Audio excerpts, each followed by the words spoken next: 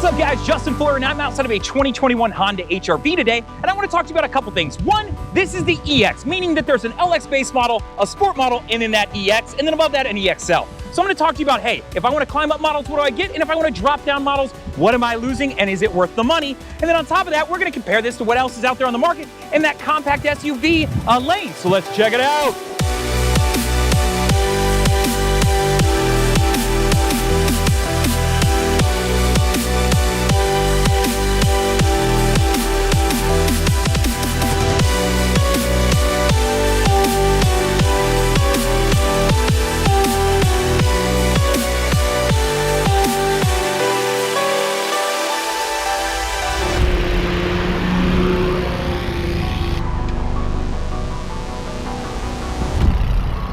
All right, guys, so the first thing I want to do is talk about what's underneath the hood of this Honda HRV. So I'm going to pull you on in here and point it out. So you've got a 1.8 liter engine. So this is what you would have found in the previous generation Honda Civic. Now, I will remind you that there is a 2022 on the way, and my expectation, you'll probably see the 2 liter engine living in this, or possibly that 1.5 liter turbo. Now, as far as what you got floating around in here, I just want to point out a couple things. One, your brake distribution is right here. Of course, accessing your oil, and it is labeled to let you know what oil it uses. Of course, your oil dipstick is going to live right here. Windshield wiper fluid, easy to access. You can see that I've got plenty of space back here if I wanted to use auxiliary lines for lights and amps and different things to run lines. I've got an air box sitting right here. Of course, my battery with my terminal access is very easy, so if I need to jump this car or jump a friend's, I could easily do so. My CPU for the car, and then as far as my fuse box, everything is living right there, so very easy to access. All right, guys, so before we leave the front end of this vehicle, I want to talk to you about horsepower. So this car gets 141 horsepower coming out of that 1.8 liter engine, moving to that CVT transmission, which throws out to the 17-inch alloy wheels that we're going to show you here in a second when we do the walk around.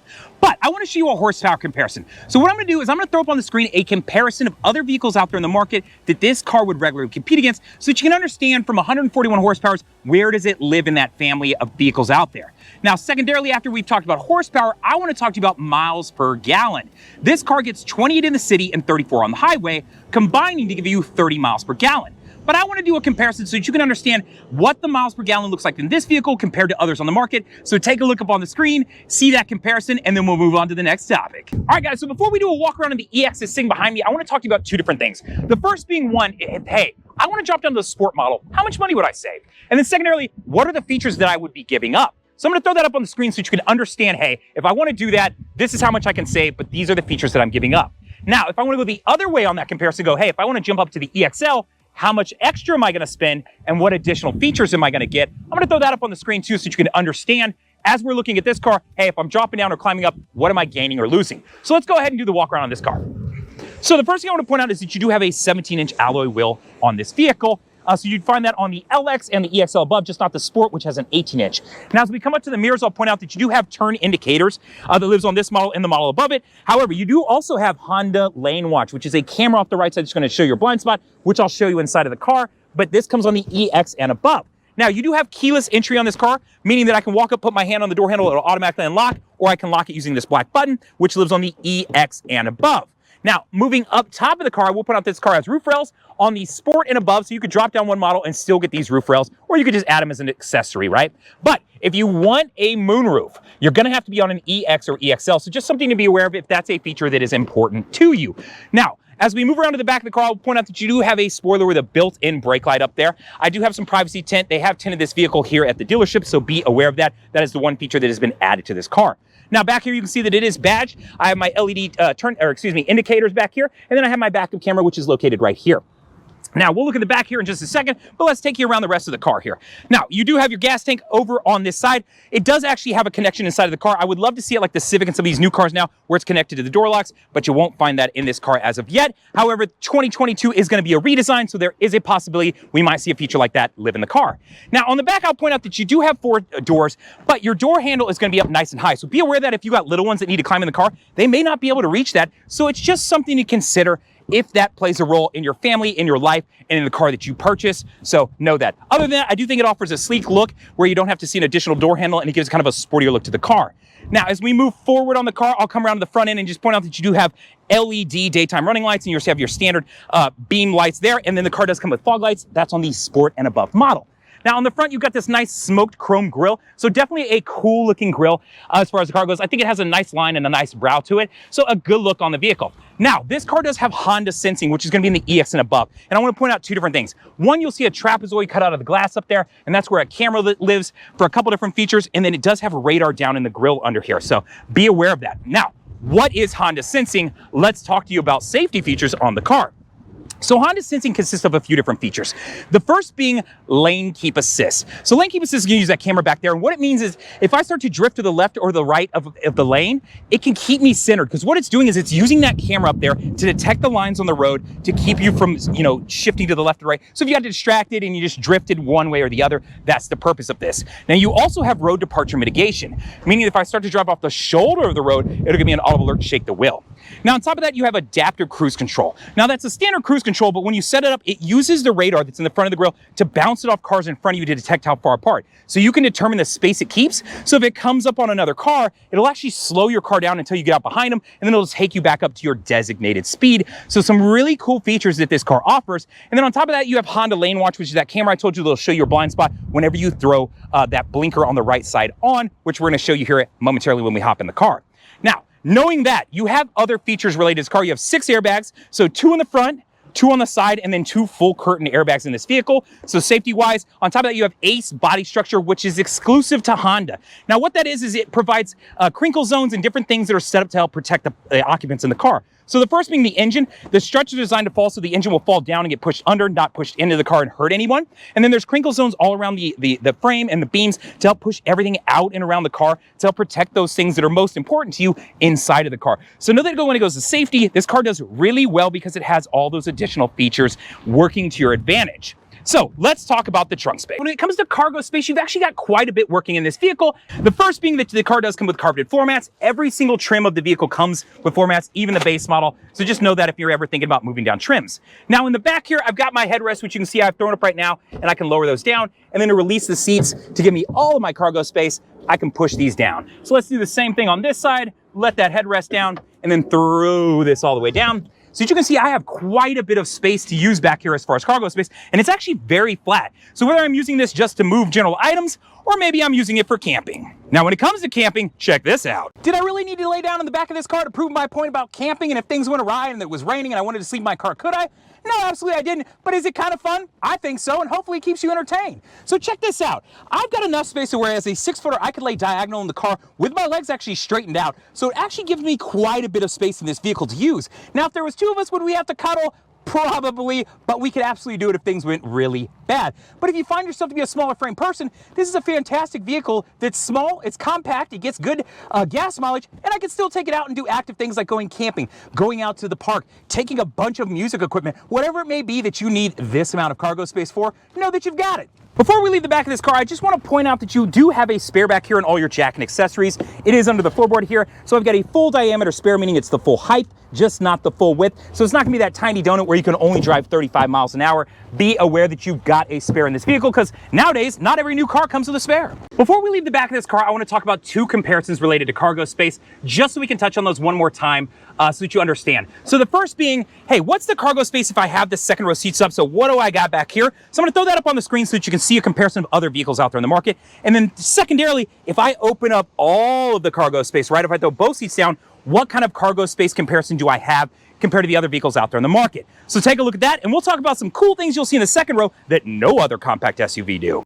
All right, guys, so if you're not familiar with lounger mode, it is awesome. How nice would it be if you were out at your kids' game or you're out somewhere or you're camping, and let's say you just want to stretch your legs out, but you still want to be in the AC and maybe able to hear your music? Well, you can absolutely do that. As you can see, I have got my legs spread all the way out because I have folded the front seat all the way down and taken off the headrest, giving me the ability to stretch my legs out. Maybe we're taking a long road trip, I could have a driver up there, and the second person could stretch out while we're resting. What a cool feature that this vehicle offers that you won't find in other vehicles out there on the market. So just to talk about how lounger mode is set up, you can see what I've done is I've removed the headrest right here. I've slid the seat all the way up and then press this down. Now this back seat, as I showed you earlier, does flip up. So you'll flip it up and then you'll press them both down at the same time to create this flush aspect. Now, if you want to throw this on top, you can, and it'll actually throw some pressure under your legs. So if you like to have that like a recliner action, you can absolutely do that. And then I will remind you that you've got notches here. So this actually extends back one more notch. So it's kind of cool to know that you've got a little bit of that to really give yourself a little bit more lean back, as you can see right here, the difference between the two. So that's lounger mode. All right, guys, so before we leave the second row of this vehicle, there's a couple things I want to do. First, I want to talk to you about leg space. So I'm going to spin you around here and show you what I'm working with here. So I have the seat pushed back for me to drive, and I've still got space back here. So this car is deceivingly large when it comes to the back seat. So if you're looking at it going, I don't think anybody's actually going to fit in this car, you're probably going to be wrong, and I suggest that you try it out. But hopefully that helped out. Now, when it comes to leg space, though, I want you to see a comparison of how this vehicle competes against other vehicles out there on the market. So I'm going to throw a comparison up on the screen so that you can understand where this car lives in the market. So while you're out there shopping around, you'll have something to look at. Now, let's move up to the front row. All right, guys, so here we are in the front row of this vehicle. And the first thing I want to talk to you about is leg space, right? It's important when you're looking at small vehicles like this. You want to make sure that you're comfortable, especially if you're using this as a commuter car to take advantage of that good gas mileage, that 28 in the city and 34 on the highway. So I'll show you right here that even as a driver, I have the seat this pushed all the way down, but I've got so much leg space in here. And know that, of course, you can adjust this, slide it up, move it around, do whatever you need to, right? So I'm going to show you a leg space comparison. I'm going to throw that up on the screen so you can compare this car to other vehicles out there on the market. Now, once you've taken a look at that, let's go over the dash display. So when it comes to the dash of this car, of course, you have the 7-inch display touchscreen that you're going to get in the Sport and above, and then you do have Honda sensing. Now, we briefly talked about that outside of the car earlier, but I want to point out some different features that are living down here. The first being that road departure mitigation system that I mentioned. So if I start to drive off the shoulder of the road, it'll give me an audible alert and actually shake the wheel to let me know, hey, wake up, pay attention. And you can see that it's on when the LED is on there, so I'm trying to cover up and make some shade. Now, in front of that is collision mitigation braking. Don't know that I mentioned this earlier, but what it is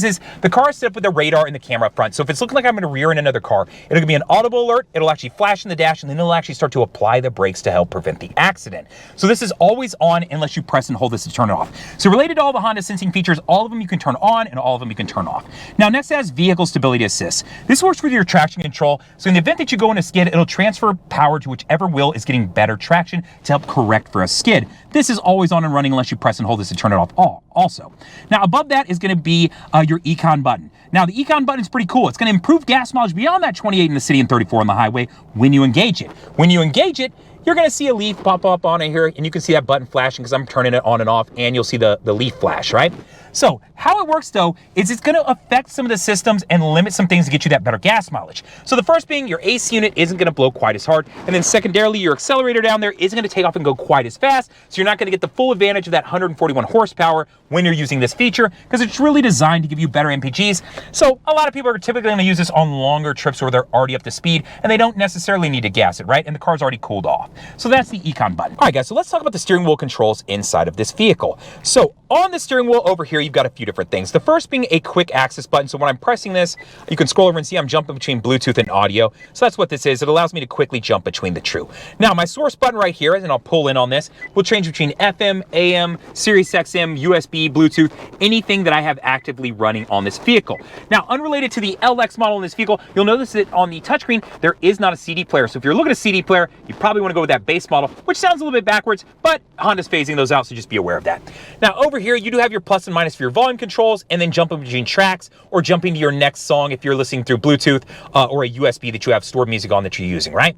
Now, here in the menu screen, it's just going to give you some additional menus depending on what audio you have pulled up. So if I had AM pulled up, I could, press this button and it'll allow me to seek, scan, and give me some other options. So that's what this button is right here. Now down below is going to be your Bluetooth controls, and these are triggers that you pull towards you. So to answer a call, to hang up or go back in a screen, and use the voice command. Now the voice command button not only works for this, but if you're using Apple CarPlay or Android Auto, you can press and hold this until you hear the beep for Siri or Google, and then ask them to do things. So whether it be Siri, give me directions to such and such, Siri, send a text this person, call that person, or Google, or you can use Honda's base. Now I like to hold it and use Google or Siri just because I think the voice recognition works better and it gives you more options, but know that you can press it once just to use it for Honda if you just want to do simple things like make a phone call.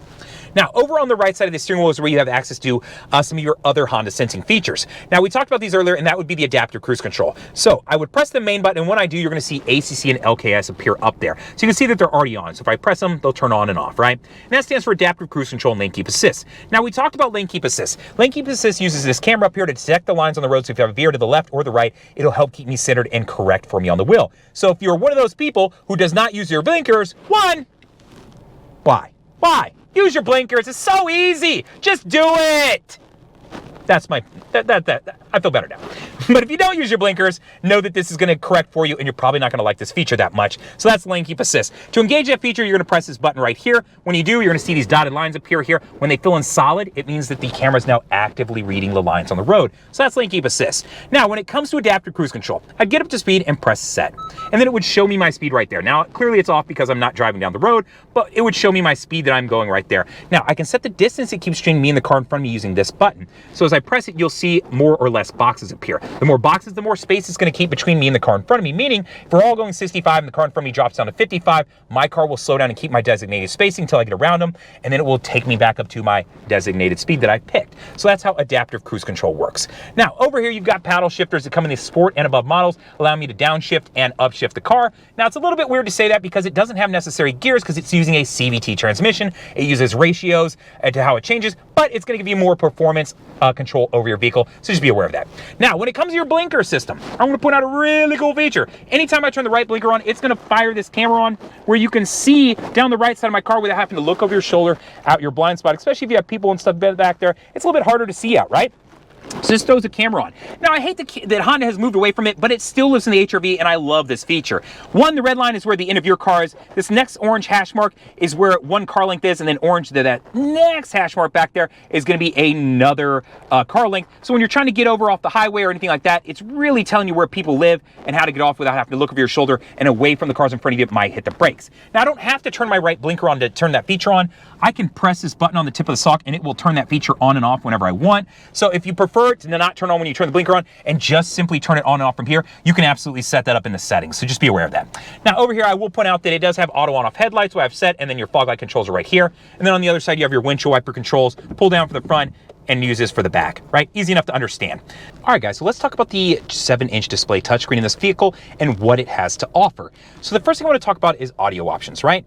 So I'm going to go into audio, and then once it pulls up, I want to visit the source option to show you all the available options you have. So you have FM, AM, 90 days of free Sirius XM, and then afterwards you can pay. You have the USBs that you can take advantage of. You do have 2 USBs. So whether you're plugging in your phone to listen to something off of a device, or you want to do it off of just a stored USB drive, you have both those options. Or if you're using Apple CarPlay or Android Auto, you will need to plug in on this specific vehicle. Now, additionally, you can plug in an iPod, pretty much anything with an I will connect to this car. Anything with Bluetooth will really connect up, right? And you have your Bluetooth controls right there. It is Pandora compatible, meaning that if you're using Pandora, it will give you some additional options. But no worries, if you're a Spotify user like me, I typically use Apple CarPlay or Android Auto, or I'll just use the USB and have access to that too. So it doesn't really matter what streaming service you prefer. You've got a lot of different options here. Now, the last one is going to be Android Auto, just because that's specifically what kind of phone I have. I use a Google Pixel, but if you have an Apple product, you would have access to Apple CarPlay. Really, the only difference between the two is 1, the operating system, and 2, if you're an Android-based user, you do need to download the Android Auto app. So let's jump back out of that before that, and then we'll come back to Android Auto here momentarily. So on the info screen here, you can see a few different things. So whether you want tripometer information, you can get that right there. Or if I back out of that screen, I can jump in here and go to the menu. And this is where I can pull up some additional options for what I see here. So whether it be a clock and wallpaper, voice info, or system device information. So I can load up my own image here if I want to. So just be aware that you have the ability to do that. If you want to customize it, go to clock and wallpaper. From here, go to next, and then plug in a USB if you want to upload your own image, and then you can upload that, right? So add new. So not hard to do if you want to customize your car a little bit. Now, Honda Link is set up to where once I connect up a phone to a vehicle, it's going to give me some different options. Now, for the sake of the HRV, what you're going to have options to is, in the event that you get in a car wreck, this is an additional safety feature that's 100% free and part of Honda. What it can do is, if the airbags deploy, Honda will try to call you through the vehicle. Now, if you don't answer, they can then send out EMS to you, knowing your last GPS location, along with your year, make, model, VIN, and color of the vehicles to better and quickly find you to help make sure everyone is safe. So Honda Link, take advantage of that.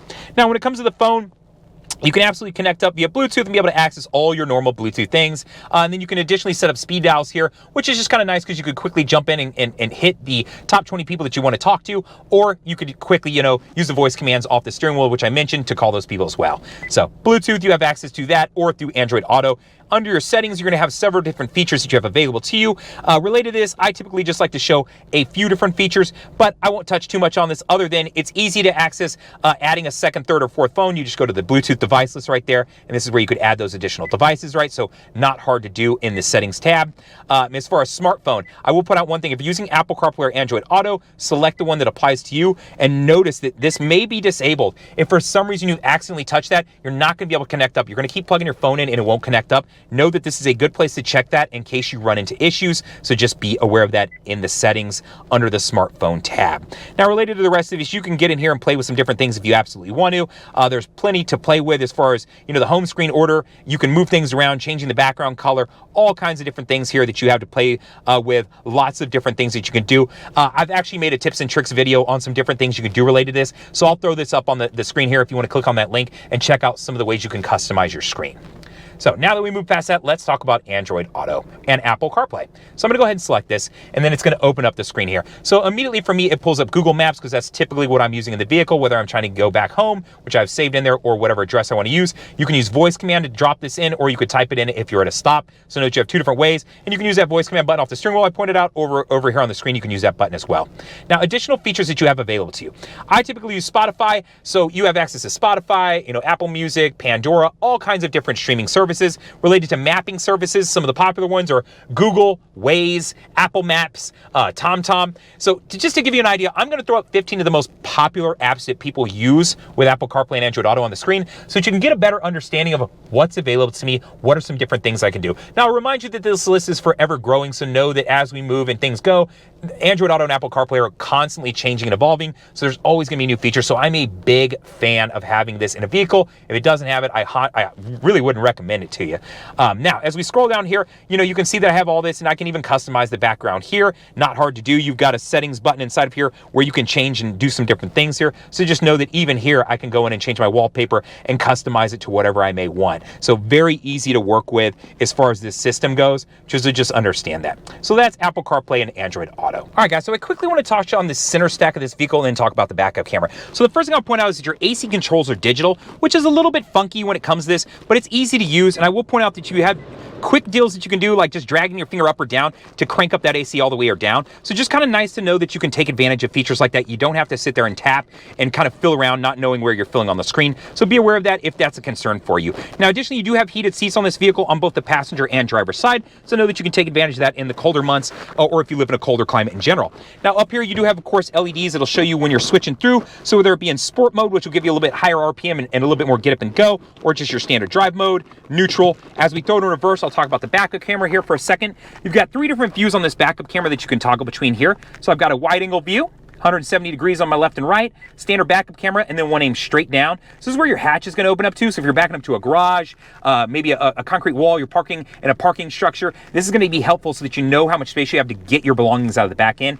And then this is going to be as far as parallel parking where you want that car to be on the other side of, right? And I will say that it is active guidelines, meaning as I cut the wheel, it's going to cut with me, right? To let me know that the wheel's not straightened out or not. So just be aware of that when it comes to the backup camera.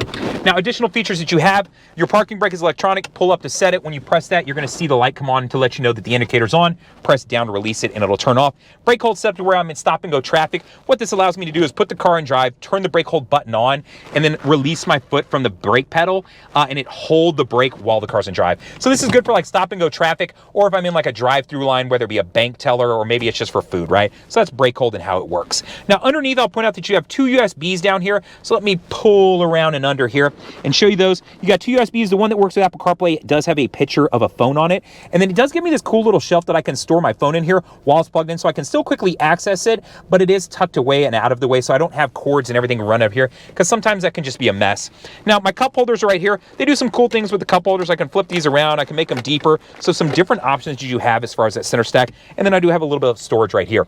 The car does have a moonroof in this vehicle, so I just want to point out that's right there, and the controls are right here. Press back and it'll open it all the way up. And then once it's opened all the way up, if I want to send it back forward and I just want to crack it, all I got to do is press directly up on this and it'll crack that for me, right? So easy enough to understand how that works. So let's talk about a conclusion. All right, guys, so before I send you off out into the world to go find the HRV of the Honda that works for you or down a dark, deep hole of YouTube videos, I want to go over and revisit all the comparisons that we talked about. So I'm going to start you at the front of the car and let's talk about horsepower. So this car gets 141 horsepower underneath the hood with that 1.8 liter engine. So I'm going to throw a horsepower comparison up on the screen so that you can revisit that and understand how this competes out there in the market. Now, after you've looked at that, I want to talk to you about gas mileage. So this car gets 28 in the city and 34 on the highway, a combined of 30 miles per gallon. So I'm going to throw that comparison up on the screen so you can see how it lives out there in the market competing against those other vehicles.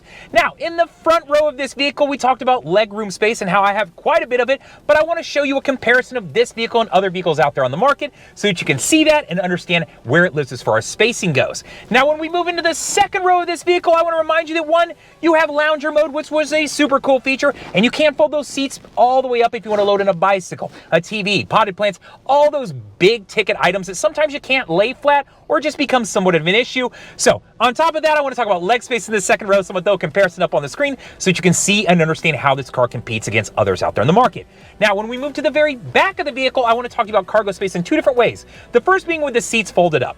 How does this car live as far as cargo space competing against those other vehicles? So I'm going to throw you that comparison up on the screen. And then when you fold those seats down, how much cargo space do you have and how does it compete against those other vehicles on the market? So you can check out that comparison additionally too. Now, after you looked at all those comparisons, I do want to remind you that there is a 2022 on the way. This is going to be a redesigned vehicle. Now, out in Europe, they're seeing an HRV lane out there that does have a hybrid technology. I don't know that we'll see that in the US, but my expectation is we are going to see a front body style change. I have seen some pictures. It is going to be a little bit sleeker looking vehicle. So if you want the newest, shiniest, brand newest, most optimal thing out there in the world, maybe you want to wait some months. My guess is probably around that November, December time, assuming the chip shortage and things related to the pandemic kind of go away or start to get a little bit better, so that they can get those cars out. If not, I think it's going to push into the new year. So just be aware of that. Now, related to that, I will say that I think that in the 2022, we're probably going to see the 2-liter engine that you see in the current Civic land inside of this vehicle, and potentially that 1.5-liter turbo, which would probably land maybe in the higher trims, maybe the EX, maybe the XL above this. So maybe we'll get to see that, maybe we won't. I don't know 100% for sure, but I just want you to know that a 2022 is coming out, and it is going to be a redesign. So know that this car is fantastic. It offers a lot of great features. Honda Sensing, Honda Lane Watch, the camera off the right side, all these different safety features to really protect you and make sure you're doing the right things in your vehicle, but there is going to be a newer version coming. So just be aware of that. Other than that, I have a few favors to ask you. One, hit the like button for me. It just makes me all warm inside. It makes me feel good, and I know that you might have liked the video. Two, leave a comment. Did you like the video? Say you did. If you didn't, that's okay too. Let me know that. Do you feel like I missed something?